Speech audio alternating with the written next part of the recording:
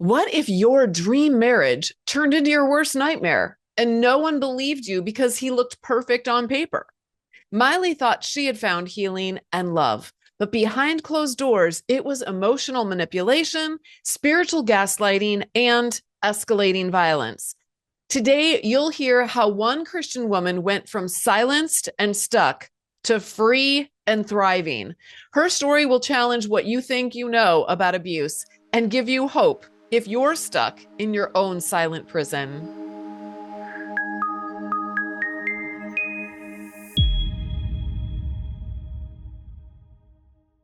Today, I have with me a survivor. Her name is Maile. She's been part of my programs for many years. Maile and I have met up at Butterfly Boot Camp a few times, which is a kind of a meetup that we do for all of the members in Flying Free and Flying Higher. She is part of an amazing group of women in the Southern California region who have been members of Flying Free and Flying Higher. And my daughter and I went to a wedding down there a couple of years ago, and we got a chance to meet up with those women and see what their group is like. And it was so much fun. Maile is like such a spark in our programs, and I was really excited when she agreed to tell her story for the Flying Free podcast. So, and she's also been on a couple of the Divorced Christian Woman podcast episodes as well. So if any of you are listeners of both, you will you maybe will recognize her from over there as well. So welcome, Maile. Thanks for having me. It's such a privilege, and my favorite part is I get to hang out with you for a bit. Yay! Yay! Yes, I know these interviews. It's like it is just kind of like hanging out with a new friend. Well, you're not a new friend. I think you're an old friend, but it's so much fun. I love it. And honestly, the listeners love these survivor stories. They eat them up like crazy. I was just talking about this with my daughter. She's like, "Oh my gosh, people love hearing the stories because it shows people what's possible. They see people they hear the stories of how people were so stuck and so lost and so confused and in so much pain. And then to be able to see what's possible down the road for them gives people so much hope. So I'm really grateful for your being willing to come on here and share your story. All right, we're going to dive in. Why don't you start off by telling us when you first noticed something was off in your relationship? Well, first of all, how many years have you been divorced now? I've now been divorced. This summer will be 3 years. Okay. All right. So you've been out for 3 years, and you have one child that you shared between the two of you. Actually, And excuse me, oh, yeah. we don't share him. He is from a previous marriage, so I've been divorced twice. Okay. Oh, nice. So you're also then in the Divorce Twice Club. Yes. It's amazing sorority. Yeah, seriously. Um, for those who don't know, I just just joined that club in March of this past year. And I'm not telling details about that whole thing because it's not important, but I mean it's important to me, but it doesn't have to be important to everyone else. But um okay, I probably knew that at some point, but I spaced it off in my brain. So okay, so are we gonna focus on your second situation? Yes. Okay. All right. So why don't you tell us how you first noticed that something was off, something was not quite right about that relationship? Okay, so I can tell you about that first relationship, the first marriage, very quickly. Okay. I was already in my 30s, early 30s, when I met my son's dad. And we were divorced within a few years. It was pretty brief. We were separated for the very first time when my son, wasn't even walking yet. So very Okay. young. Anyways, the best thing about that, actually, it's a blur. Sometimes it feels like a blur, but the best thing about that relationship was my son. And I love being a mom and I love seeing him grow. And he's 17 now and he's just growing into this amazing, creative, strong young man. So um, that was into that chapter. Fast forward when he was about 6 years old, I got remarried or married to someone else. We'd already been divorced for quite a few years. Okay. And I was already in my 30s. By now, I was like 39. And we met in August and we got married at Thanksgiving. Oh, wow. That's a whirlwind romance. So fast. I don't recommend it. But when did I first feel or sense that things were kind of off? I would like to say maybe within the first year, but when I get super honest with myself, it was even in the dating. Hmm. In the Those dating, first 2 months. yes, Yeah. there was so much, now that I understand, there was so much love bombing, um, so much wanting to be together all the time. My ex wanted to be together all the time. It was like we started dating and we saw each other every single day. And it was just overwhelming. But at the time, I took that as like very flattering. And he was a Christian. I was a Christian. We were both in ministry and both educators. So everything looked great. We both had sons from previous marriages. Uh, so I thought it would be awesome. You know, we were just in Wow. this place of healing and um, recovering from our past relationships. So I thought it would be really healthy. But there was a lot of moodiness on his part. He would just stonewall and disconnect so quickly if he was upset. And I noticed that if he wasn't happy, it was like nobody could be happy. Mm. And he wasn't at that time aggressive. He would just go so quiet, like slip into depression like so quickly if he wasn't happy. And so um, I noticed things were off when he would disconnect if we had a disagreement on something. But I also noticed that he had brought up a couple things that I hadn't shared with him. And now that I look back, or later I looked back, and I think he had read through some of my journals. Oh, wow. And I felt like, wow, maybe he just really wants to get to know me. But some of those journals were from when I was in Celebrate Recovery. So I had been going through the steps, and some of them were like very raw entries, Yeah. which I Well, thought, and that's your private, like it's okay to if you chose to share those things, but if you didn't, that's your private, that's definitely a crossing of boundaries, a violation of your privacy. absolutely. And so when I would discuss some of these issues, or he would bring them up, he would be like, "That's not, you don't know, that's not what happened." I'm like, "How do you know what happened? You weren't even there." But he was like dead set on, "No, it happened this way." And that's how I really felt like, I think you went through my stuff. Wow. 2 days before we got married, he had gone through my email and found, and he must have searched the name of someone I had dated before, just very briefly dated before, way before. And he showed me and he was really upset. It wasn't anything inappropriate. It was just like, "Hey, how are you?" And it wasn't from during the time where we were dating. It was from like months and months before. And he said, "That's it. I don't want to get married. It's over." And then he just went silent. And I was like, "Should we talk to someone about this?" We didn't talk to anybody about it. We just like hashed it out for a couple of hours. Anyways, we Well, got and married. that was evidence that he had no problem with snooping around your private stuff. So when you have a feeling that he probably read your journals, you also have that feeling, but you also have evidence that he was not above snooping around your emails, which why, so that was he basically showed you this is my MO. I snoop. I can read your private things. I have a right to that, to doing that. He had no respect for you. No. Yeah. And Gross. we got married.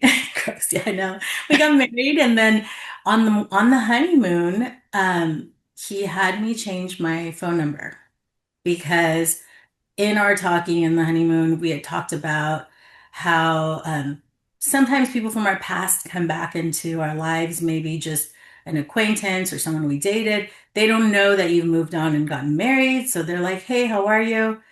And then let them know, you know what, I'm married now, I'm happy, blah, blah, blah. So we were kind of sharing that back and forth. But when I shared, yes, somebody had recently gotten in touch with me that I knew from before, and I explained to him I'm married, and he was like, "Oh, I'm sorry, I didn't know." That's that. So we're on our honeymoon, and he was like, "That happened? You need to change your number." And so on my honeymoon, I changed my phone number. I remember calling my family and saying, "By the way, I've changed my phone number." And that was that. And that was also the end of like my own personal social media account. After that, he didn't have a social media account. After that, moving forward, we shared a social media account. Okay. So right on the honeymoon, basically, he's taking control of your life. You're not an autonomous adult anymore. Now you do. Now he's in charge. Yes. So I definitely felt like something was off. Yeah. And I could, even just in talking about this and thinking about this prior to sitting down with you, I could feel that anxiousness. Yeah. Yeah, I have tools now to just regulate, but it just continued throughout the honeymoon. I remember even on the way home, driving home from going away for our honeymoon, we were, I thought I was in a very safe place and that he was a safe person. So we had been talking about past trauma, growing up, what our childhood was like. And I shared with him that I had been abused by someone, not my immediate family, but an outside family member growing up. And he had too. I mean, we had kind of connected on that, not on all the details, but just these are the things that we've gone through in our counseling and our therapy, because we had both already been through some counseling and therapy. And I shared that with him, and we were talking about that, and he was like, I didn't know that happened. And now I understand gaslighting. I didn't at that time. But he said, I didn't know that happened. And I was like, yeah, you did. We talked about this. And he said, well, if I would have known that it happened, I wouldn't have ever gotten married. Unbelievable. And it was like, whoa, we have now been married like 4 days, 5 days. He's like, yeah, I wouldn't have if I knew that. And He I was didn't lose any time. And then he just would go quiet. I mean, we have had road trips where from Southern California all the way to San Francisco, he would not speak. And he would just, it was very manipulative. Yeah. Yeah. I just want to jump in and say, for people who are listening, in any relationship, and I've observed this, this is a fact. I mean, you can go online and look this up, and I've observed it even in my older children when they're dating.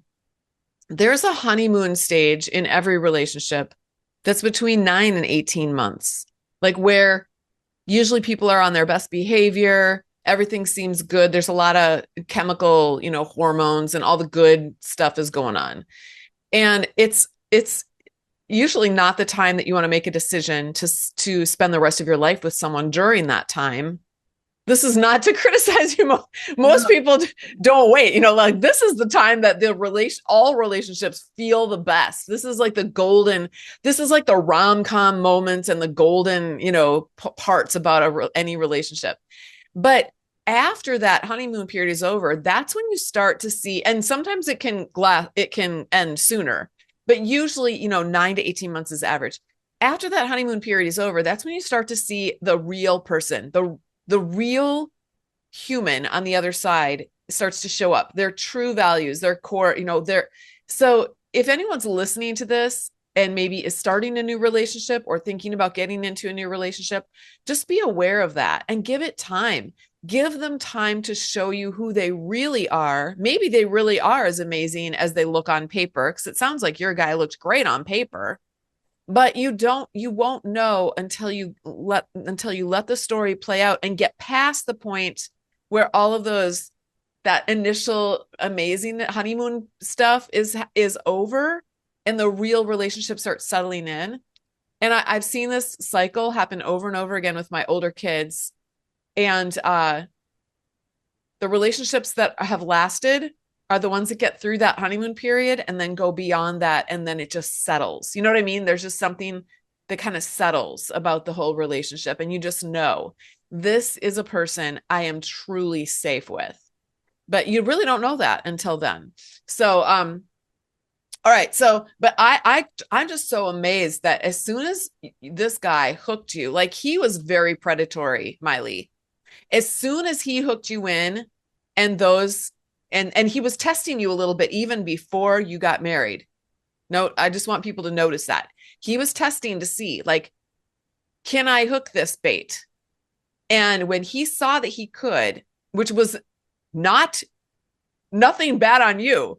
Usually the people that predators try to go after are people who are kind, loving, empathic. It's all of these amazing qualities about you that make you hookable, which is just so sad and tragic in some ways, because then it takes people like us and it makes us go, well, maybe we shouldn't be like that. Maybe we should be more skeptical. Maybe we should be more, less vulnerable. Maybe we should be all the things that make us great material for amazing relationships can also then, and when we give those things to a predator, but you don't know that you're dealing with a predator oftentimes until it's too late. So I'm just saying that not for you, Miley. You're out. You're dating. Actually, we can talk about that later, but you're starting over in your life, and but I just say that for the people who might be in a relationship right now, that they're seeing, like, if you're listening right now and you're noticing, oh my word, I'm recognizing some of the things that Miley went through. Don't dismiss that. Don't ignore that. Pay attention to it. It's so important to pay attention to that stuff. Okay, Miley. Oh, go Yeah. ahead. I'm sorry. No, I can say it's so important. It was very confusing in a sense where I wasn't not a walking Christian. I wasn't just flying by the seat of my pants. I felt like, oh, I had prayed about this. We both felt like, oh, this is such a blessing. And also, there was this purity culture burden, Yeah. even in the late 30s. We were both 39 to not live together unless we were married. Yeah. So there was a transition in his job, and you know what? Let's get married. We don't want to live together. We don't want to just sleep together. We really want to build a life. We love our kids. We want to have a family. You know what? I think this is what God would want. Yeah. Do it. That's a perfect example of, I think, why a lot of Christians get married, actually. And the Bible, even I think there's a verse that doesn't it say it's better to be married than to burn? So I've heard people that are like, yeah, we should get married. In the church that I was in where I met my first husband, there are a lot of couples that at that time that got married that are now divorced that kind of got married under that mentality and with those beliefs. But those kind of marriages are not, we think we put a Christian spin on it, but ultimately those kinds of marriages can be really problematic. And I don't know. We won't get into a discussion about all of that in this story, but it is definitely an issue. What can you tell us what's now as the relationship how long were you married to him, by the way? From start to finish, it was 8 years. Okay. So during those 8 years, what were some of the ways that you were emotionally and spiritually abused? And the reason why I asked this question is because I want people who are listening to see all the different ways that abusers abuse. They, not just your story, but the other stories that we bring in here. I want people to see examples, like real life examples, so that they see that there's not just one size fits all. Every abusive individual is different and has a different MO and has a different way of doing things. And you can even profile your person to see what their particular bent is. So tell us about yours. What were some ways that he took advantage of you and controlled and coerced you? Well, there was definitely always the emotional abuse. And now that I am much more educated and I understand, I've been through some things, and your resources have been incredibly helpful, life-changing. Anyways, the emotional abuse was always there. And I really can see that It was in controlling our time.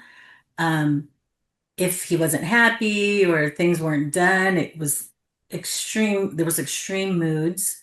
Not necessarily in the beginning, like violent and aggressive, just moodiness, like coming home and not even saying hi. No eye contact, silent treatment for me and sometimes the kids for like multiple days, not just a couple hours, but like multiple days until like he needed something. Yeah. So there was a lot of emotional, I wasn't hanging out with friends as much anymore. There was a lot of criticism towards my friends and my family, not initially, but as time went on, that's definitely how there was emotional abuse. And then I could see it kind of spill into, and I was thinking about this like an iceberg. This was all underwater. Then it became more spiritual, verbal, but in spiritual, and an example would be like my parents have been married for 50 years. They're amazing believers. And I think they're like very authentic believers. And he would say, like, your mom would never talk to your dad like that. Or your mom would always just let your dad make the decisions. Don't you want to be like a marriage like that? Don't you want to have a marriage like theirs? You know? And you're like, yeah, I sure wish you were like my dad. Yeah. He's like, your mom, she submits. I don't understand why you just can't submit. Things like that. Yeah. And you're not putting your marriage first. There was always that criticism of, well, you're not putting your marriage first. But really, I think it was like he wanted to be first. He was very jealous of the kids' time and attention. Didn't understand like why is homework taking so long? You sit down and do homework with them then. He's like, you know what? It's homework is taking so long. It's taking away from our time to hang out. I'm like, who hangs out with their spouse Monday through Friday during those prime time, eat, take showers, do homework time? Nobody. Right. Right. There's other things to life. Like it's not just about you, dear. Yes. So there was a lot of that. That was the emotional, but then it became verbal. And then I didn't understand there was different types of physical abuse. So then it started to get physical and it was like sprinkling here and there. I still feel like this was like the bottom of the iceberg. And it wasn't until like things reached the surface and were like visibly physical that I started to really just die inside. I was probably dying along the way, wilting, but by the time it got like physically, visibly physical, I was like just dead inside. Yeah. Well, I'm so sorry that that happened to you. What did we survivors have different ways of coping and surviving in situations like that. What do you what do you see when you look back on your former self? What do you see yourself doing in that situation in order to survive or to try to fix the problem that you think is your problem? And were any of those strategies effective and why or why not? Um, some of the things that I did were I just tried harder, um, worked harder, tried to keep things cleaner, um, just became a very much yes, yes kind of person. I wasn't thinking for myself. I felt like I would lose myself for not have my own back or just make compromises of my time or what I wanted to do. I said no to friend things. I said to the point where like nobody was really asking me to go do anything anymore, not even like coffee because they just knew like I probably couldn't. And I wasn't going to as many along the way. I wasn't going to many as many family things, or I started to show up by myself. So those were ineffective things. And also, Although, can I jump in here and just say, you were trying to keep yourself safe though. You were trying to keep his abuse from escalating, and mhm. that was how you did it. That's how you have to do it when you're in a relationship like that. So I just want to acknowledge that. Oh yeah, so in that Yeah. way it was effective, but it wasn't effective In to making him go. change or get better. Yeah. It wasn't effective that way. Yeah. And one thing that really was not effective was when I met him where he was. So if he was argumentative, I fought back with the same amount of aggression. Or if he cussed, then I would cuss. He broke something, then I would break something. And that wasn't the kind of character I had. I didn't have those dynamics in other relationships, whereas he had those kind of relationships with other people, not talking romantic relationships, even just friendships, like falling outs, having conflict with friends and then you have a fallout and you don't talk anymore. I didn't have those kinds of things in my friendships or my family. So I was trying to meet him at that and it was not effective. Okay. And what really wasn't effective when it was for the marriage was when I started to really work on myself and find healing for myself. That was very effective for me, but it wasn't effective in the relationship. Things actually got worse. Yes. As they do, because Yes, they want you to disappear and be a dead version of yourself. And when you start coming back alive again, they can't have that. So they escalate. Did his abuse escalate then as you worked on healing yourself? And absolutely. I really feel like as I went to counseling. Actually, this is interesting. I went to counseling. The kids were in counseling. Everybody was in counseling at some point, except for him. yeah, He wouldn't go. But as I worked on myself and as I got healing for myself, I became much less tolerant of certain behaviors. And if he didn't want to go to church, then I would go to church for me. And if one son didn't want to go, I would take the one that wanted to go, and we would go. And we would still do our thing. And I just had to because I knew inside if I didn't, I would just wither away. And I could see that even physically. I used to get like a lot of hives and a lot of allergies during that time. I had alopecia, my hair had been falling out.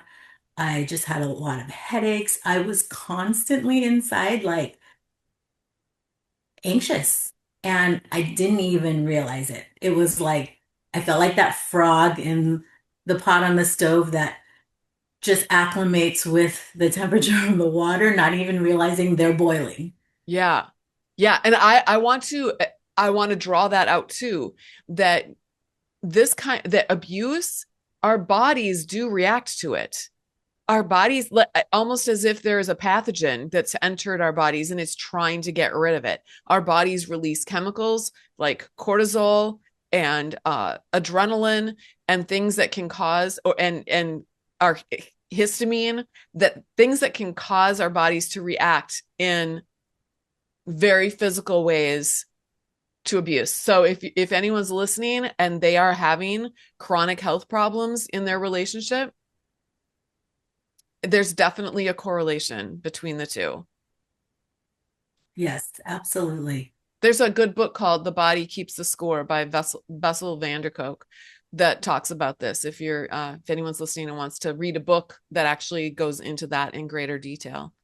So what made you decide to get out then? When did you how did you get up the courage to actually think about leaving? And was there any feeling or sense of like, gosh, I've already been divorced once.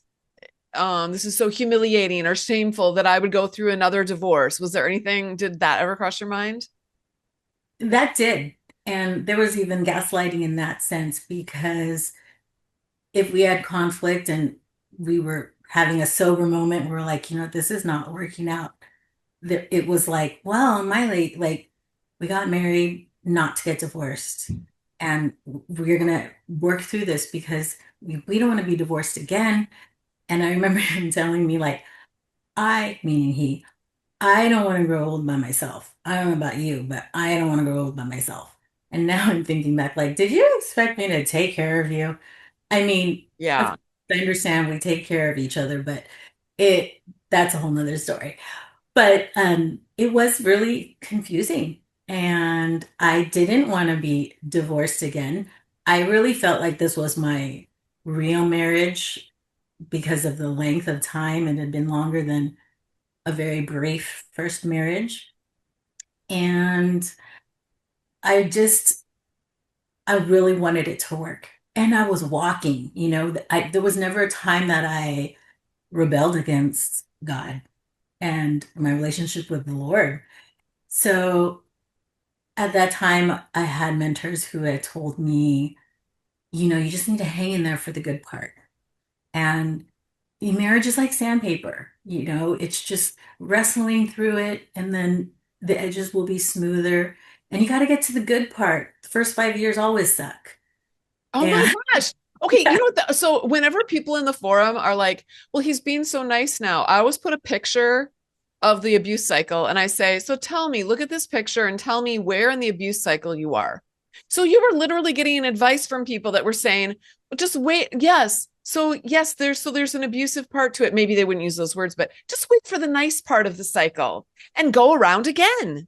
Just keep going around the circle. We're here cheering you on as you go around and around and around until you go insane." That is absolutely crazy that people give that advice. Yeah, and even like believers that I respected, that I was very close to, would share with me, you just need to hang in there for God's blessing.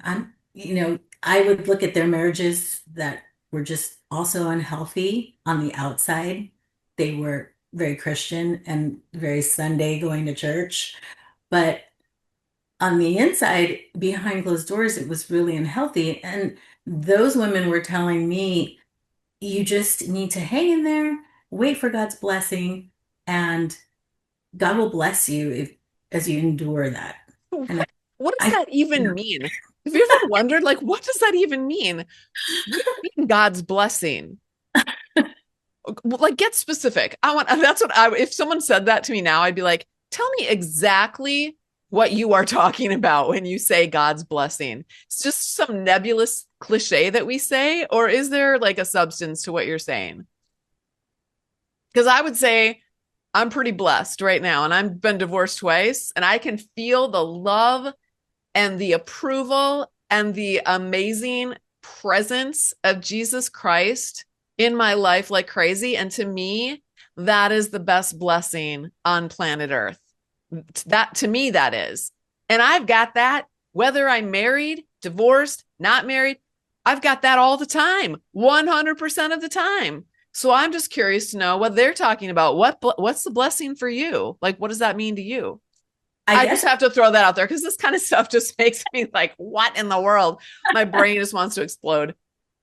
I know in a way I already did feel blessed. Like I never didn't feel God's peace. I Yeah. never disconnected from the Lord in Yeah. times, for example, in times where after college and I experienced backsliding, going out and partying, and I didn't feel that absence of I walked away, I've rebelled against the Lord. So I thought the same thing, like what blessing am I waiting for everything to be fine one morning?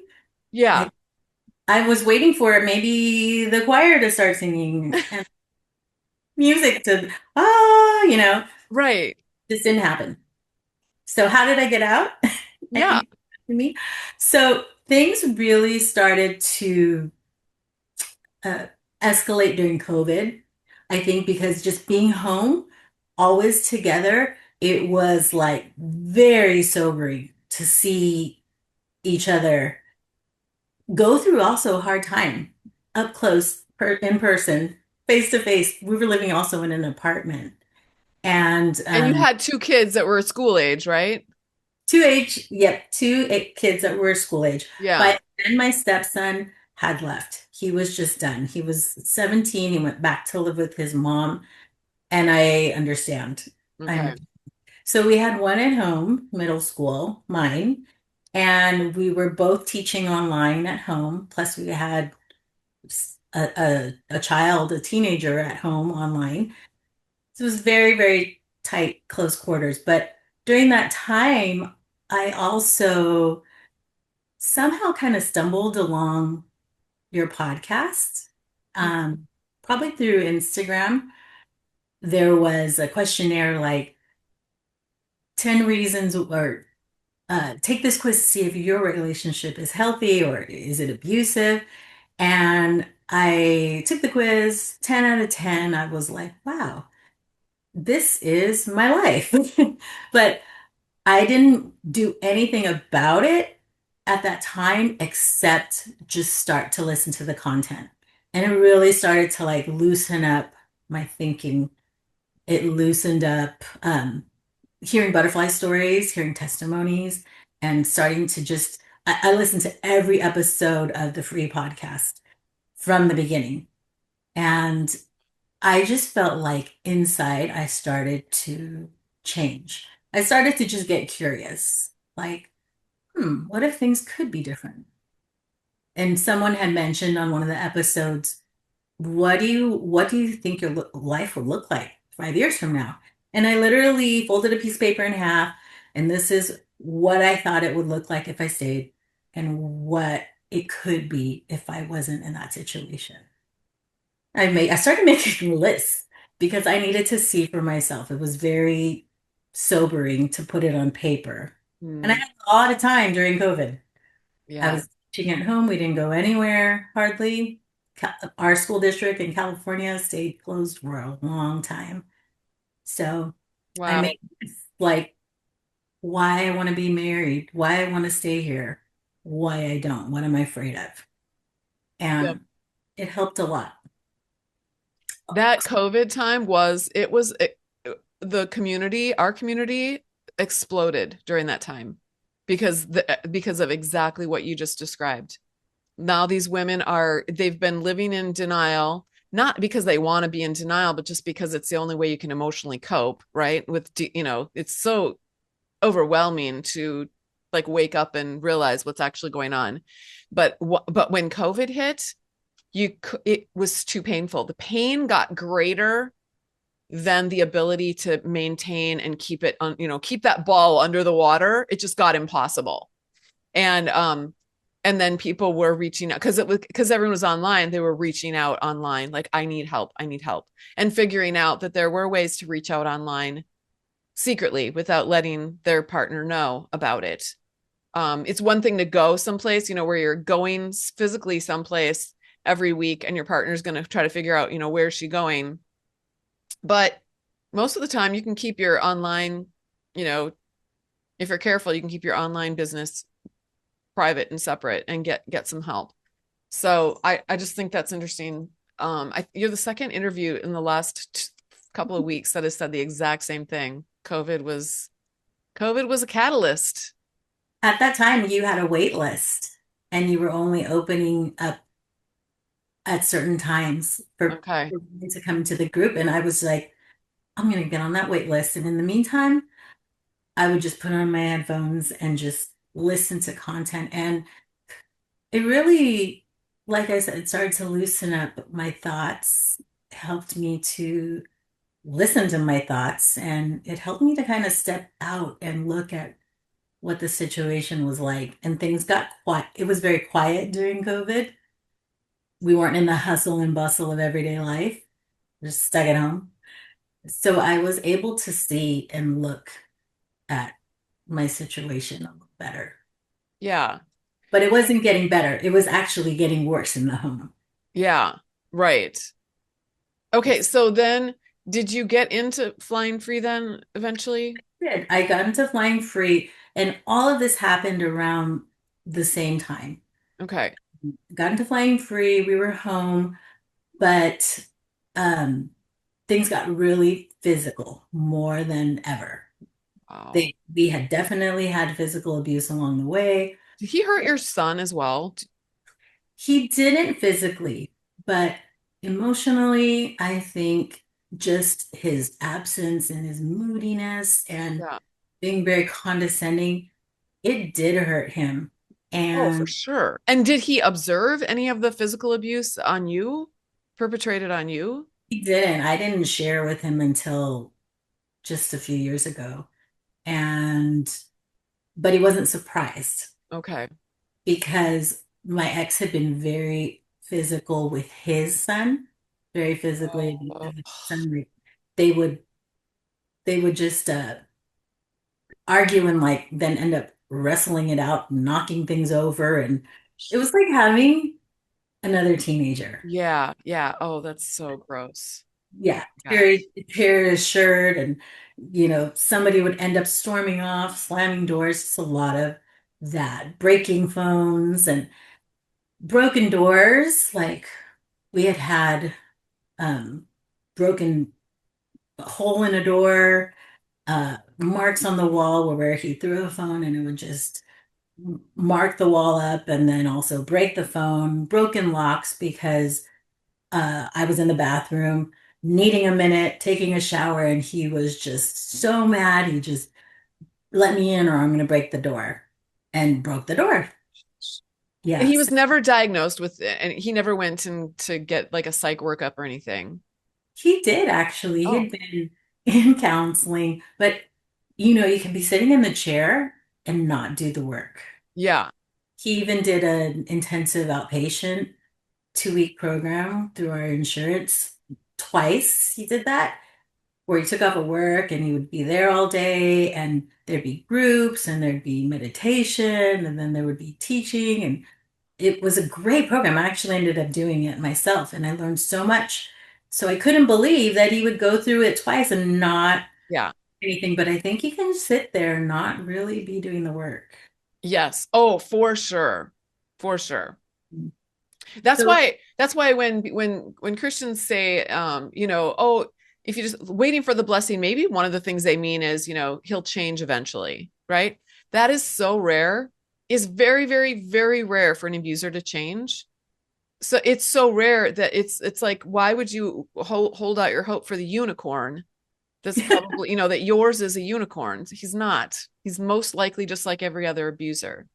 Okay, I have a question before we, because another one that I want to ask you about is like, I'm always interested to know what the hardest thing was about leaving and then what the most transformative thing was. But before we do that, I want to I want to ask you, you've been listening to the Flying Free podcast because a lot of people think, well, I can just get what I need from the podcast. I get so much. And we do try to put pack as much value into this podcast as possible. Because not everyone can, afford $29 a month. But what would you say is the difference, or at least that you noticed, in joining the program versus what you'd been binging on the podcast? Was there much of a difference? Did you feel like you got more out of the program? I mean, what was it worth the extra $29 to you? Like, what, can you describe your experience with that? yes, it was so worth it. I had gone through all the podcasts, and I also could tell that there was much more in the coaching, because in the podcast I wasn't listening to coaching, but I had heard about that there was coaching. And I just knew that there was also connection with other people. And I was starting to get, because of COVID, very comfortable with forum online. I had been teaching remotely for the first time in my life. So I realized, oh, you can have relationships with people. I'm having Yeah. a relationship with 25 8-year-olds online. So of course I could connect. So I saw that there was a huge difference. And at that time, I had also listened to your book, Is It Me? I went through the workbook, and I just felt like there was a lot of value for me. And it was definitely a smorgasbord. I've heard you talk about that before. It was like a buffet. I have a tendency to not finish anything, many things that I start. So I didn't go from course one, course two, all the way through. And I was still getting so much. I would glean an episode from here and get some knowledge from there, answer a few questions in my workbook, go to the next chapter, and then maybe go back, maybe not.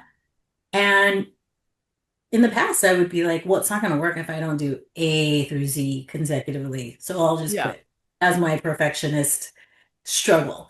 But I felt like I was getting support in my own messy kind of way, even if it was only 80%. I wasn't doing everything 100%. Sometimes I did it 2%, but I was feeding myself. Yes. We do that as humans, even with food, actually. Sometimes we don't feel very hungry and we just need a little bit. And then sometimes we're starving and we really need to sit down to a big meal. And you're right. I want to say, too, if I can, just to give an update, because things have changed. We've changed the program quite a bit, probably since you joined. And one of the things that's different, just so people understand, is actually by the time this episode is released, we are going to go back to an application only way to get in. We had it open for the last probably 8 or 9 months, just an open, anyone could come in at any time. But what we're seeing some things that we don't like. One of the things that we're seeing is that we're not able to vet people as well, and we want to be able to. So are having people complete an application again now, and you have to complete that application and then go through a little waiting period, and then we invite you in when if we feel that you are ready, and we look at your application and feel like you're a good fit for the program and for the community. And that's also how we keep our community, like, our community is amazing. I mean, we call it a kaleidoscope because a kaleidoscope means a flock of butterflies. And it's such a safe place and a beautiful place. And there's so much collective wisdom inside of that community and so much support and love for everyone exactly where they're at. And we want to keep it that way. So that means, vetting people and bringing and having people go through an application process. But also, we don't do live coaching anymore like we used to. I do that with Flying Higher, which is sort of an upgraded program. But with Flying Free, there are 7 years worth of coaching sessions, weekly coaching sessions, and in each session, there's 2 or 3 coaching ish like topics, and so that's like hundreds and hundreds of hours of coaching archives, and they're all on the same questions, get asked over and over and over again. And so we decided, instead of raising prices for Flying Free, we'd keep the price the same and just give everyone the whole library of coaching sessions. And you can listen to them on a private podcast. So you can consume them as it like you're listening to this podcast, but it's a private podcast. Not everyone gets to hear it. Only members do. And then we also, they're findable by topic.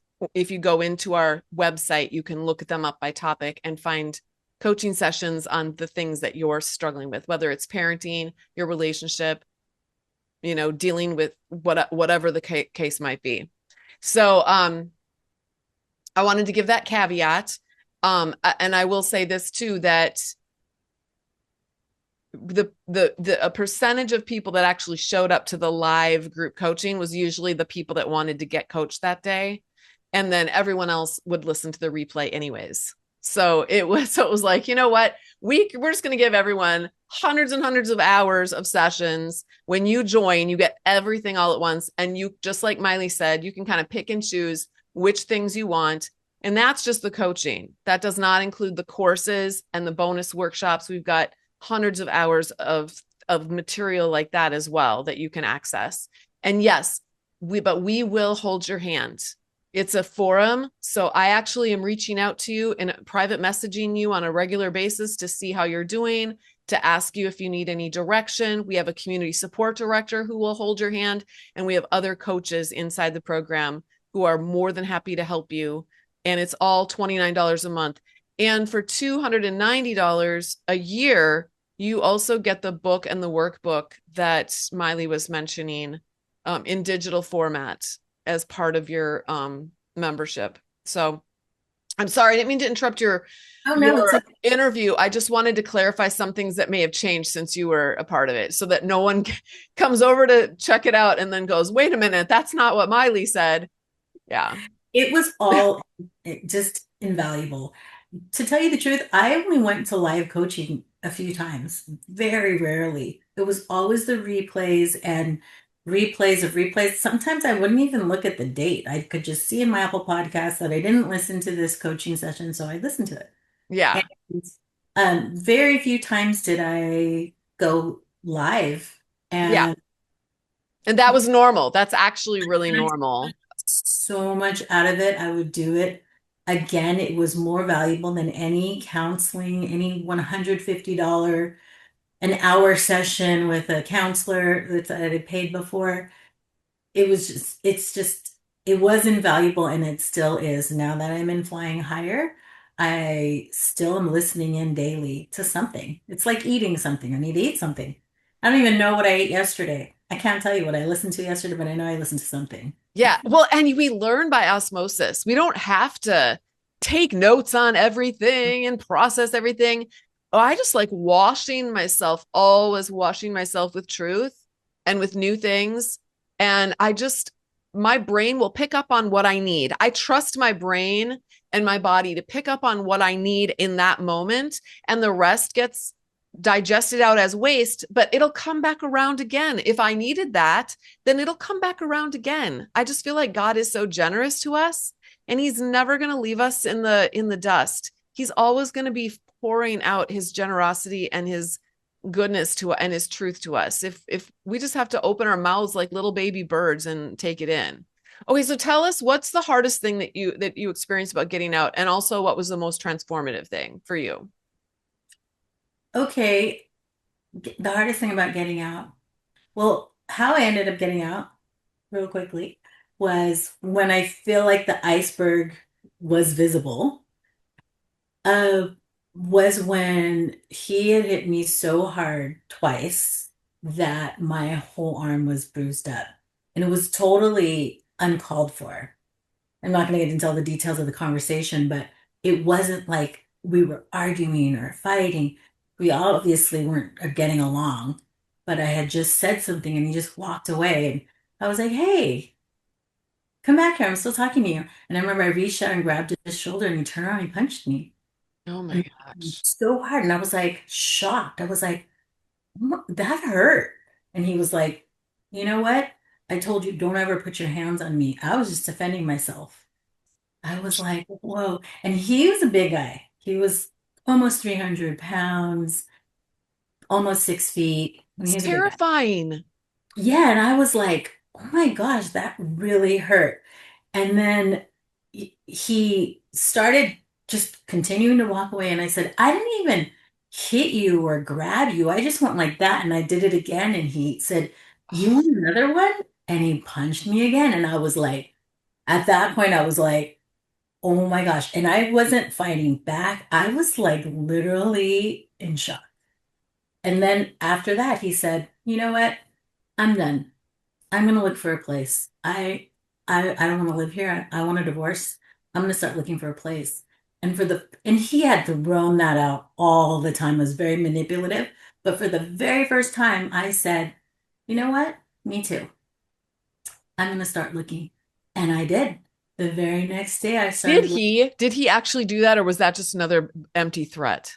Empty threat. How many times did he pack his bags and they'd be sitting by the door Yeah. and he would be like, so are you going to change? I remember him telling, Oh my are you going to gosh. change? Are you going to change? What are you going to do differently? Otherwise, I'm leaving. In the beginning, it was so heartbreaking. The kids would cry. And then after a while, it would be like, the kids aren't even crying. We're all just doing our thing and he's packing. And Yeah. nobody was taking the bait. So that led me to get out. And I think the hardest part, I think you had asked about the most challenging part of getting out was having to just stay laser focused on getting out. Meaning, I started looking for a place. I made a call to a friend who I knew was living in the housing authority department of the city. It was low income housing, but there was this neighborhood that it was mostly single moms. And I just called my friend who had moved out into that after her divorce into that area. And she said, let me make a call because I just said, it's really bad. I'm I'm ready to leave because it's physical. And she said, okay. And that was it. She just made a call. The woman called me and she said, this is what I need from you. I need pay stubs. I need your tax papers. I need um any pictures if there's any pictures of abuse, if you have a restraining order, da da da da. She's just like, I need your son's report cards. She just gave me this list and it was like overwhelming.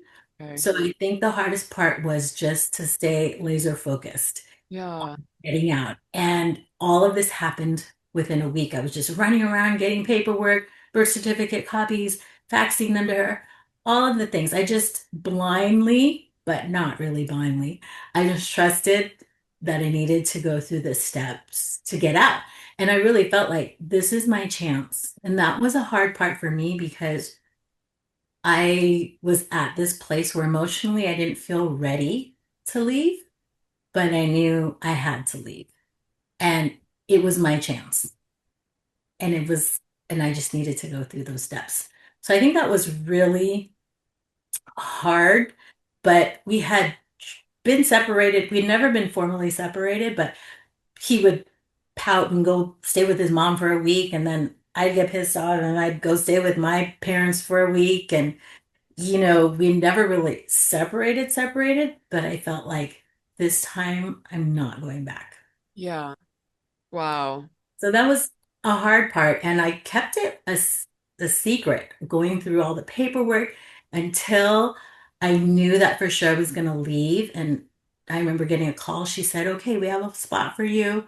Um, can you come in and sign a lease?" And I said, "Sure, absolutely. I'll come right now." All that happened in like 12 days. And I didn't say anything to him. I called him at work and I said, "Hey, I found a place." He was like, "Okay." I said, "Did you?" He said, "No, I haven't even been looking." And I said, "Well, you said you're going to be looking, and I'm looking." And I found a place and I signed a lease. And he was at work. I went home and I packed just the essentials for my son and I to go stay with my mom and dad. And I went because I didn't want to go back. Yeah. I was scared. I mean, not only was my arm still all bruised up, which of course, like a good girl, I covered, Yeah, I was but going to say, did your parents see that?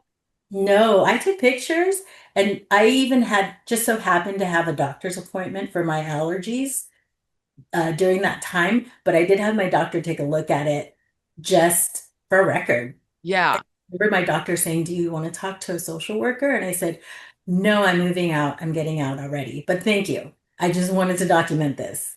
Yeah. Um, I just had to, it was kind of like being described, was described to me as this, like, there's been a death, a loss, and I'm not emotionally ready to process it all. I can't, but I need to plan services. I need to plan a funeral. Yeah. Yeah. And the grieving, I just knew, you know what, that will come later.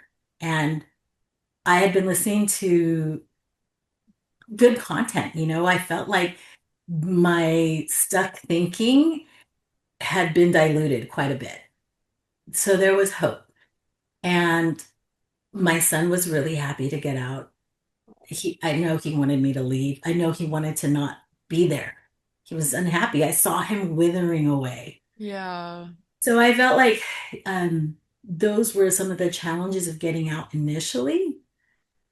But within that separation time, the process of filing and the divorce being final, for me, a challenge was not going back. That was one of the hardest things for me to not go back because sprinkled along there, there were a lot of great times. I felt Hmm. like it wasn't all bad. Yep. And Well, of course it's not. Remember, it's a cycle. yeah, it wasn't all bad. I mean, like physically, I felt like God had restored so much sexually. Like we were, I was we were famous for like kiss and makeup. That was our band-aid for everything, every conflict. Let's just spend time together, be intimate, kiss and make up. I'm sorry, I'm sorry. And it was just band-aids all over the place, but we never really dealt with anything. It's like Yeah. putting layers. So your body and brain had an addiction sort of cycle going on too. So the nice part and then the bad part, and then we get into routines and our body and our brains just kind of naturally want to keep that normal routine, even though it's unhealthy. And Mhm. that's a routine that you had to break out of emotionally. Is that what you're saying? Absolutely. It's And I hard to think do that. Yeah. I started to do that towards the end, and that's what escalated things because I was no longer playing by our old playbook. Yeah. But when I got out, it was still really difficult. Yes. Yeah, I'm so glad you said that because people are so shocked by that when they go through it and they don't understand it and they wonder maybe this means I'm not doing the right thing. Absolutely. Yeah. Yeah. And he didn't want a divorce. He wanted to reconcile, even though we had both already moved out to our own places. Within that year of being separated and everything getting finalized, because in California it does take a while, he still wanted to see each other. And like I was lonely, I wanted to see each other too. And it was really hard to just stay laser focused on, like I said, getting out. Yeah. Yeah. And I want to say here too that that's also very normal that abusers, for the sake of anyone who's listening, abusers rarely want to get a divorce unless they're having an affair and they want to be with their affair partner. That'll sometimes happen. But abusers want to maintain control over what they perceive to be something that belongs to them. You're a thing, you belong to them. You've provided a lot of value in their life, right? And why would they want to leave that behind? They want to keep those perks that you give them. So, and then you've been groomed and programmed in your body and your brain to continue to go through that cycle and offer that to them. And so when you break free from that, that's why in Christian circles, it's usually, I did a podcast about this. Valerie Hobbs did a whole research study on it.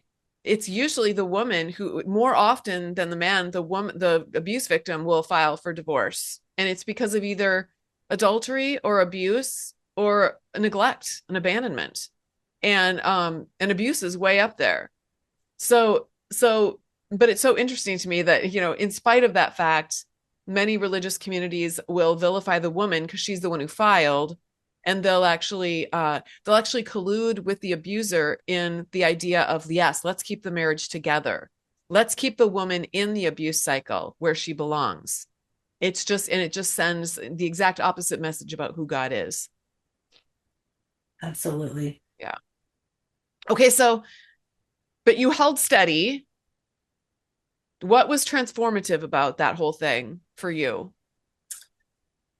Um, Honestly, I think for me on the inside, everything I was learning in flying free, I think made a huge difference on, I feel like my transformation inside.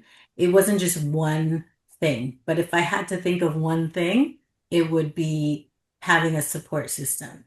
Even if it wasn't weekly counseling or 2 or 3 times a week where I'm checking in, going to an office, sitting in a chair, not that traditional kind of counseling, but I was learning how to manage my thoughts. I learned about the model. Um, I was learning about internal family systems, which really helped, even in just regulating my emotions. I was learning to listen to my son more and see where he was at. I learned how to not try to fix things for him, that everything's going to be okay, you're going to be fine, but really listen without judging of how he was struggling, Yeah. the way he felt. And along the way, I guess leading into the next question, what was transformative was my relationship with my son. I didn't realize was broken. And we were both so withered away. I felt like there was a lot of restoration with that. My relationship with my parents improved. It was never unhealthy, but it was just kind of, it started to get really absent because they had good, healthy boundaries and I didn't want to be around that, even though I know it was hard for them to watch. Oh, yeah. Um, I think that was something along the way those are things along the way that were very transformative. Yeah. Learning how to